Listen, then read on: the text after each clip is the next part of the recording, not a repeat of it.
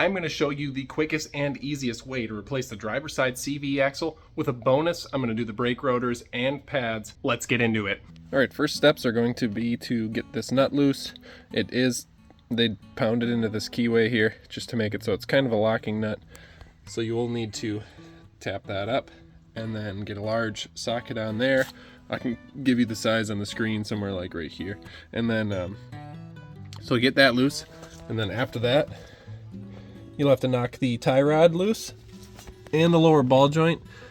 Do not do that with a pickle fork. You'll wreck your ball joint and your tie rod boots. So what we do is we take the castle nut off, cotter pin first, obviously, and then with that loose, give the pickle here where it slides into the taper a good whack with a hammer, and everything should come loose. Same thing here, cotter pin, castle nut, pound on this until the tie rod comes loose. Now that the axle nut is off, get this cotter pin here worked out. I'll do the same thing on the lower ball joint, and then we'll get them unbolted. I'll hammer them loose, just hit it here on the cast part of the spindle or the knuckle, and then same thing here, you will hit it up under there. Let's go.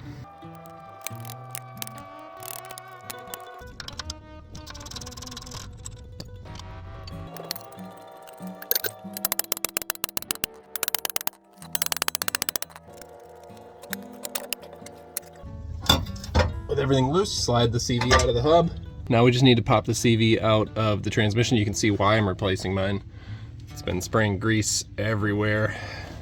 Even though the boot's not torn, it's kind of strange, but maybe the grease has just gotten thinned out.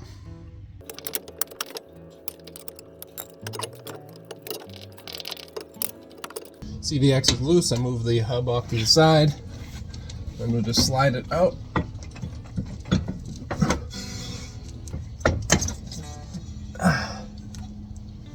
Like so. We'll give this a quick wipe down, get rid of some of this grease, and then we'll slide the new one in. All right, so we're pretty much just gonna go in the reverse order of what we just did. Get this CV out of the bag. I checked it, it's the same length, everything looks good. I have a habit of doing that because I've gotten the wrong parts a few times. It's really annoying when you get a car apart and you gotta put it back together, just to take it apart later. So, got this, get the nut out of the way so it can slide through the hub. We don't have to do that later. I'm going to realign the camera. We'll slide this up in there, make sure that the axle pops into the transmission differential, transaxle. We can say each word if we want. And then after I do that, I'll swing the hub out. I'll slide the splines into the hub. We'll put the ball joint back on, tie rod back on, button this thing up. But I am going to do front rotors and brake pads while I've got it apart, because there's been a slight pulsing in the pedal, and it never hurts to have new brakes.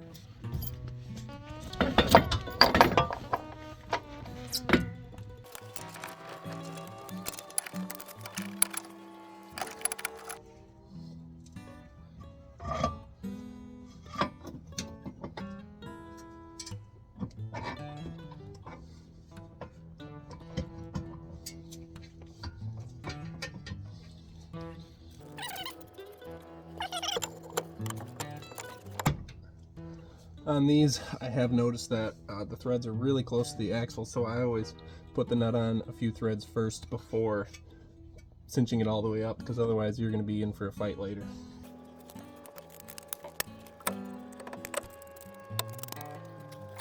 I put the nut back on just so I didn't lose it while I was moving stuff around.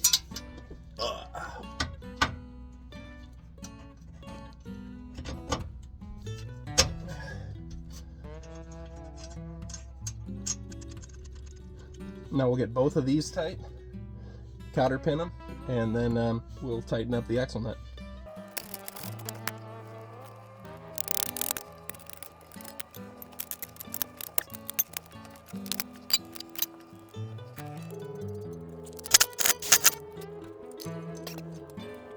Before we finish up, we're going to tap this down just like factory when we took it off.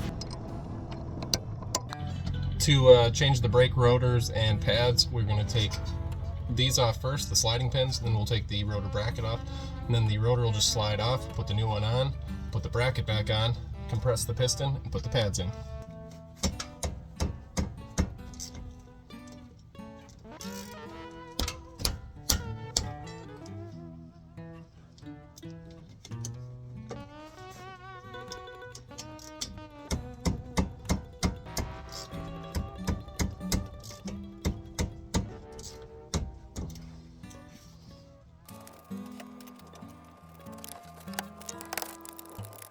Slide the old rotor off.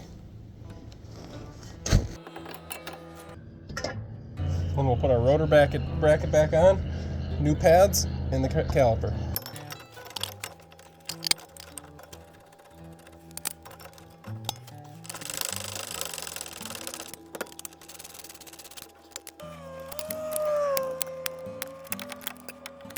For compressing the caliper, I still do it pretty old school.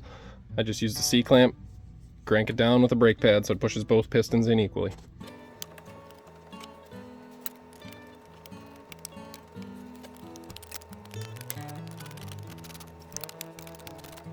And there you have it. New brake rotor, new pads, new CV axle.